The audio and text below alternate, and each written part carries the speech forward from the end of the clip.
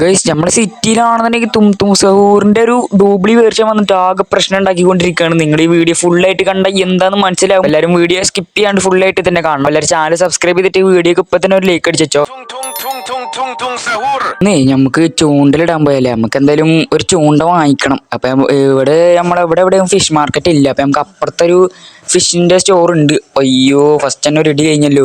അതാണ്ടിരിക്കട്ടെ, നമുക്ക് നേരെ ഞാൻ അങ്ങോട്ടേക്ക് വിടട്ടാ. നമ്മളെ ഒരു ഫിഷ് മാർക്കറ്റിന്റെ ഇവിടേക്ക് എത്താനായിട്ടുണ്ട് കേട്ടോ. അത് നമ്മളെ സിറ്റിയിൽ നിന്ന് അത്യാവശ്യം ലോങ് ആണ്. അപ്പോൾ നമ്മളിവിടെ എത്തിയിട്ടുണ്ട്.